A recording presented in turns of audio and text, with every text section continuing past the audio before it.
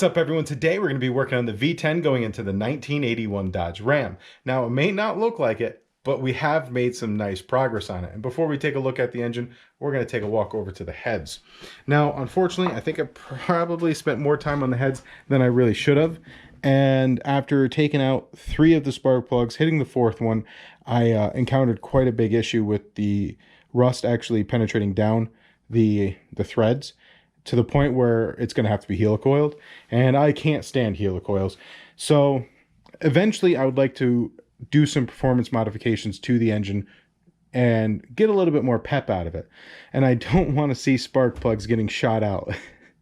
That's not particularly fun. So we're going to go ahead, spend the $345 per head to replace them. That will give us everything inside it brand new. And with how much I've been trying to get these spark plugs out, I was going to have to really consider bringing them down to the machine shop and having them cleaned. So at the cost of fighting this more and replacing it's going to be more time efficient and cost efficient just to get new heads.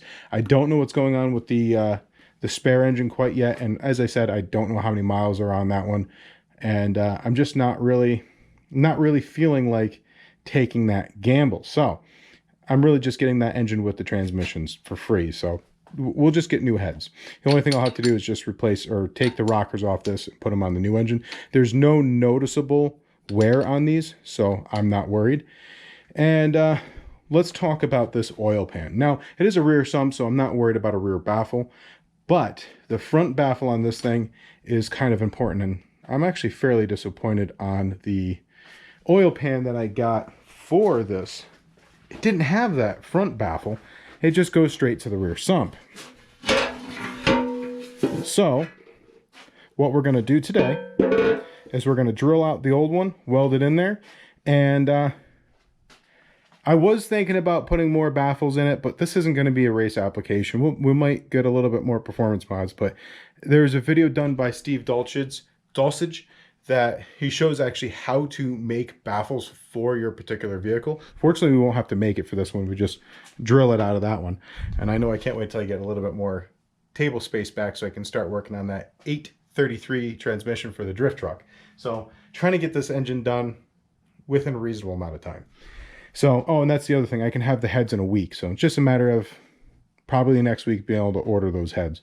So anyways, today we're going to go ahead and move the baffle from the old oil pan onto the new one, because the inside of that oil pan is perfectly fine. So all we have to do, drill out the, actually I'll show you on that one. It's got 3 spot welds holding in the baffle, so it's pretty straightforward. We're just going to drill these 3 holes out and transfer to that one. Now, if you're interested in seeing how to make your own baffles, I highly recommend Steve Dulcich's video on how to, and also how to make weird foods that I would never have considered eating, but looked pretty good. He is a riot. As well as the only other big thing we need to do with the block is the timing chain. So I need to go and rent my buddy's pulley puller, because I broke mine trying to pull the LS pulley off. Those things are on there like, whew, those LS pulleys are tough to get off. So I'll get this thing off. We'll get the timing cover off. I'll clean the timing cover up. We'll get that back on there with a new gasket. And the timing chain, we will replace it. It's got a little bit of slack, and that's enough to make me worry. You know, we have it apart, might as well do it now. And while we have it apart, we'll go ahead and we'll open up and check the clearances in the oil pump to see if that needs to be replaced. I don't think it will, but you know, better safe than sorry. So let's go ahead, get this oil pan sorted out. We can pop it back on here and be a lot happier for it. The last thing we got to do is probably in the next video.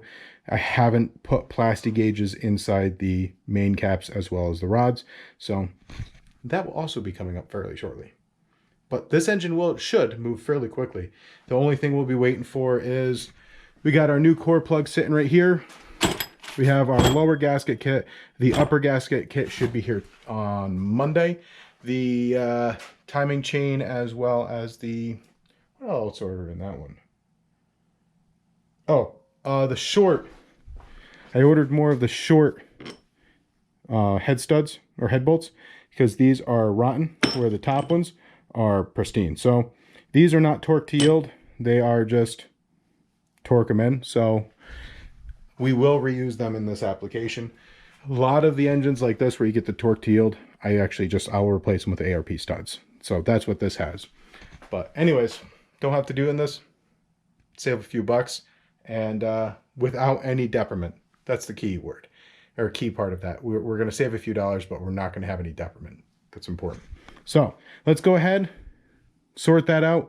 And hopefully tomorrow I'll get this sorted out and see if we have to do anything with the bottom end. I have faith we won't have to though. So fingers crossed. That's all we can do. And then we'll get that off and clean it. So I've already talked your ear off enough. Let's keep going. The first thing we're going to do before we get too far ahead of ourselves, very simple. From the back of it to there, we're going to call that, make sure we're nice and level here, 7 7/8. So 7 inches and 7/8 from the back of it. That's where this will have to land in the new one. Next, pretty straightforward. I like to do this with a nice step bit. And we have 3 that we have to hit. Now we're not going to use a spot welder on the actual, we're just going to use our MIG welder. Make sure we hit that right there.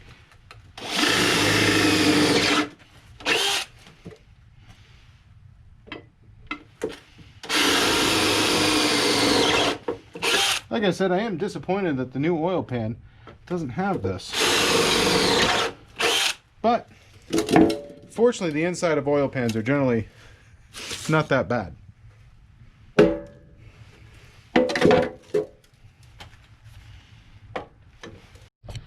So once you have these out, make sure you clean and deburr these spots right here.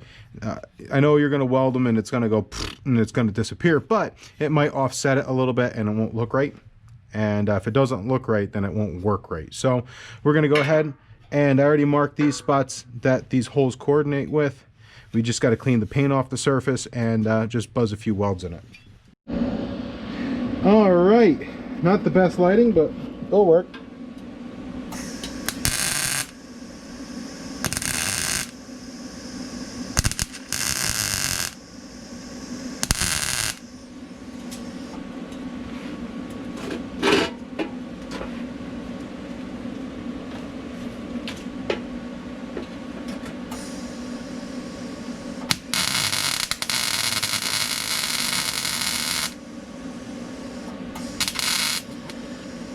Oh, and I am out of wire.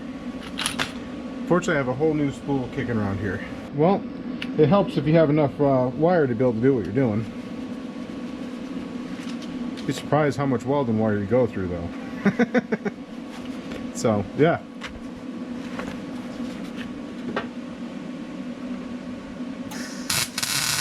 Oh, it's so much better.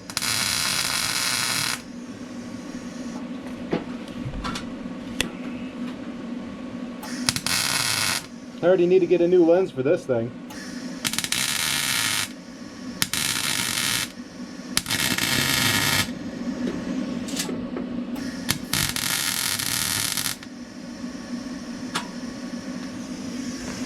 No, now we're not. Come loose.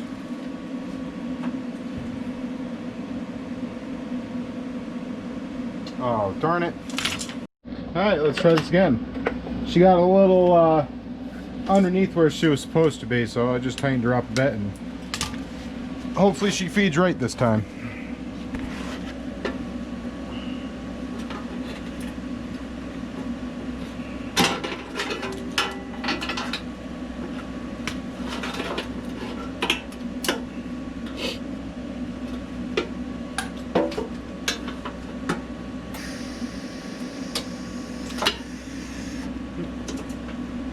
Came off.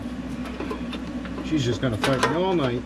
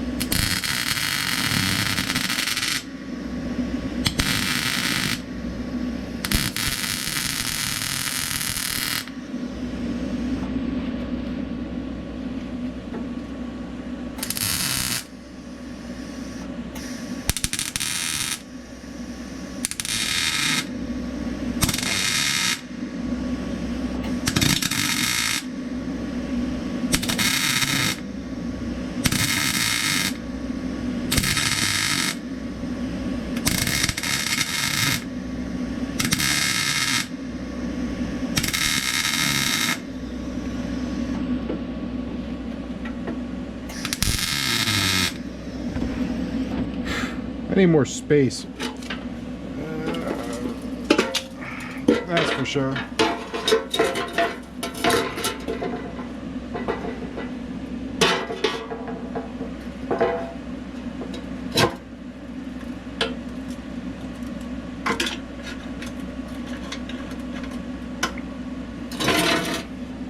That's for sure.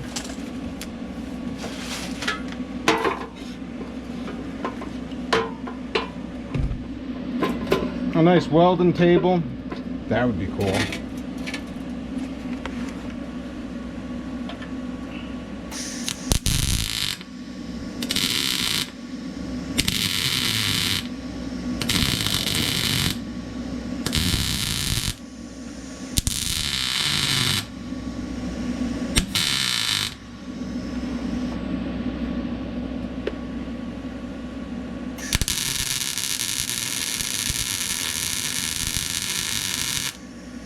These holes were a lot nicer. That's for sure. That's for sure.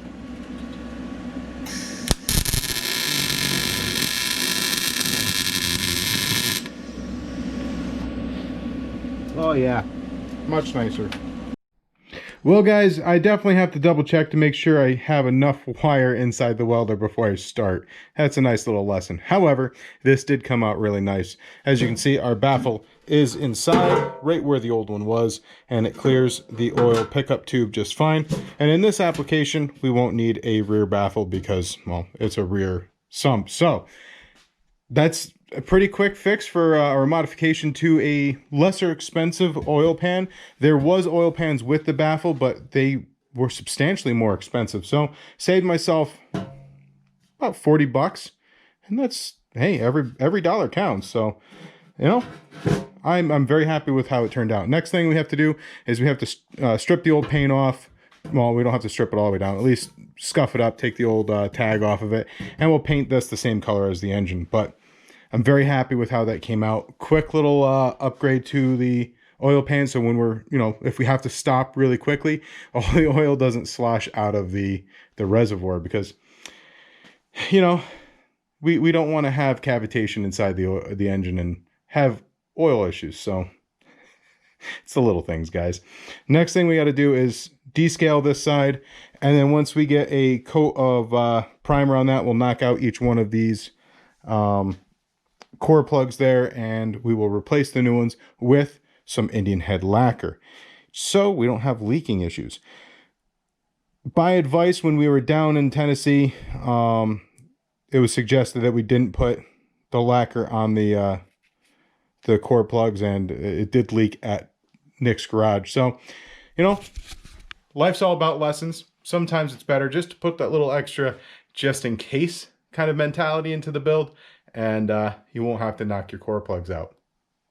But we have the new one sitting there right on top of the bottom gasket kit. I don't know if I already told you this, but the first, on the 11th, the upper gasket kit should be here, and we'll have to place an order. It'll take a week for the heads, so hopefully, I was hoping to have it put together by the end of next week, but having to buy the heads is going to put a damper on that. So that's all I have for you guys today. Next video, we should be doing the clearances on the crank and a few other cool things coming up. So have yourselves a wonderful day. Remember, keep your shiny side up, and God bless.